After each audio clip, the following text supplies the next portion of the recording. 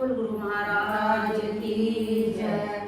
भगवान विष्णु कहते हैं शुक्ला के यूं कहने पर दूती चली गई है, उसने इंद्र से उसकी कही हुई सारी बातें अपेक्षा में सुना दी है।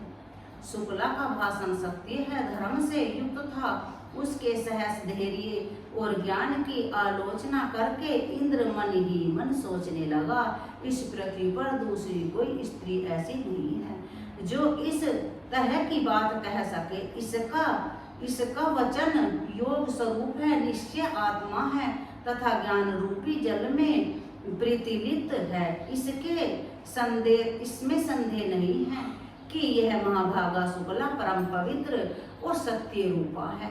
यह समस्त त्रिलोकी को धारण करने में समर्थ है। यह विचार कर इंद्र ने कामदेव से कहा है, अब मैं तुम्हारे साथ कुकल पत्नी शुक्ला को देखने चलूंगा। कामदेव को अपने बल पर बड़ा घमंड था। वह जोर से आकर इंद्र से बोला, देवराज, यहाँ जहाँ वह पतिव्रता रहती है उस स्थान पे चलिए। मैं अभी चलकर उसके ज्ञान और वीर्य, बल, धैर्य, सत्य और पतिव्रता को नष्ट कर डालूंगा। उसकी क्या शक्ति है जो मेरे सामने टिक सके? कि पतिव्रता की क्या शक्ति जो मेरे सामने टिक जाए?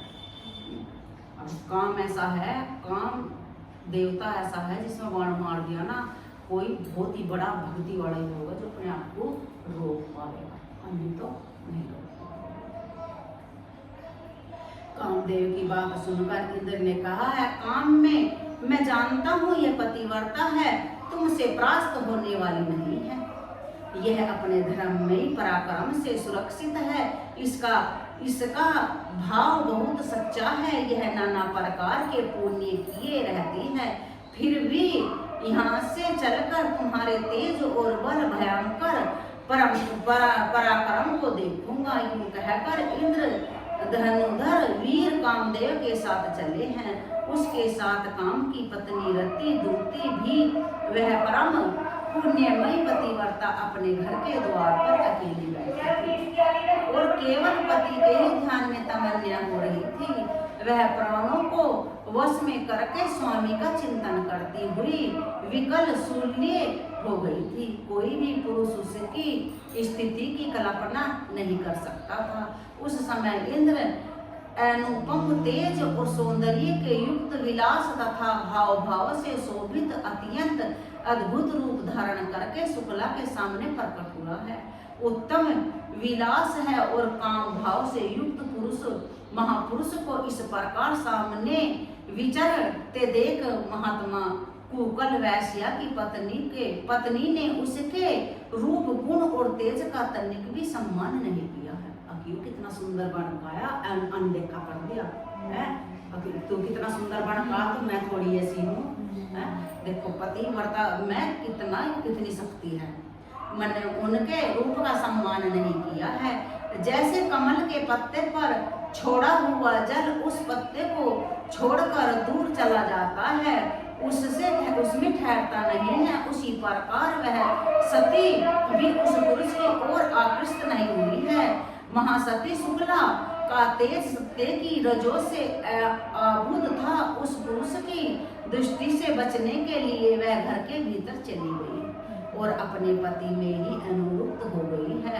उनका चिंतन करने लगी है, जैसे हम भगवान का चिंतन करने लगे हैं ना, कोई विपदा हमारे पाव है, कुछ भी हो जाता भगवान का चिंतन करें हम, अगर याद रह जाता है।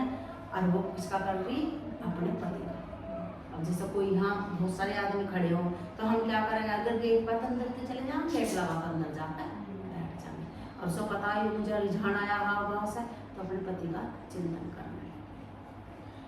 इंद्र शुक्ला के शुद्ध भाव को समझ कर सामने खड़े हुए हैं। कामदेव से बोले हैं, इस सती के सत्य रूप पति के ध्यान का कवच धारण कर रखा है, तुम्हारे बाण इसे चोट नहीं पहुंचा सकते।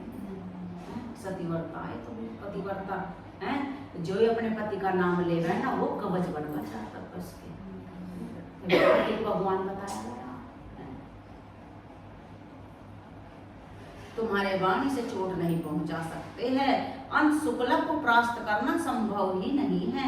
यह पतिव्रता अपने हाथ में धर्म रूपी धनुष और ध्यान रूपी उत्तम बाण लेकर इस समय रणभूमि में तुमसे युद्ध करने को उद्यम है। अज्ञानी पुरुष त्रिलोकी के महात्माओं के साथ वैर बांधते हैं। कामदेव इस सती के तप का नाश करने से हम दोनों का अत्यंत एक अपार दुख भोगना पड़ेगा कि अगर इसका भंग कर दिया ना पतिव्रता तो हमें दुख भोगना पड़ेगा। और औरत की हाय ना इंसान को 5 में 10 में साल में हाय औरत की ऐसी पड़ा है अब उठ नहीं पाता, नाश ही हो जाता, भोगना पड़ता है। इसीलिए अब हम इसे छोड़कर यहाँ से चल देना चाहिए। तुम जानते हो पहले एक बार मैं सती के साथ संगम करने का पाप परिमाण सहस दुख भोग चुका हूँ। महर्षि गौतम ने मुझे भयंकर श्राप दे दिया था। आग की लपटों को छूने का साहस कौन करेगा? कोई ऐसा मूर्ख है जो अपने गले में भारी पत्थर बांधकर समुद्र में उतरना चाहेगा तथा उसको मौत के मुख में जाने की इच्छा है। जो सती स्त्री को विचलित करने का प्रयत्न करेगा। इंद्र ने कामदेव को उत्तम दीक्षा देने के लिए बहुत ही नीति सुनाई कि स्त्री की पतिव्रत धर्म करना सा समझ जैसे गले में पत्थर बांध के जल में कूदना हो तो डूबेगा ही। युक्त बात कही है। उसे सुनकर कामदेव ने इंद्र से कहा है, सुरेश मैं तो आपके ही आदेश से यहाँ आया था। अब आप धैर्य पूर्व तथा पुरुष का त्याग करके ऐसी पुरुषोत्तम हीनता और कायरता की बातें क्यों करते हो? पूर्ण काल में मैंने जिन जिन देवताओं को और दानवों को तपस्वियों को लगे हुए मुनि असुरों को परास्त किया है। वे सब मेरा उपहास करते हुए कहेंगे कि यह कामदेव बड़ा डरपोक है। एक साधारण स्त्री से उसको क्षण भर में परास्त कर दिया है। मुझे संसार क्या कहेगा कि एक स्त्री ने परास्त कर दिया, हरा दिया।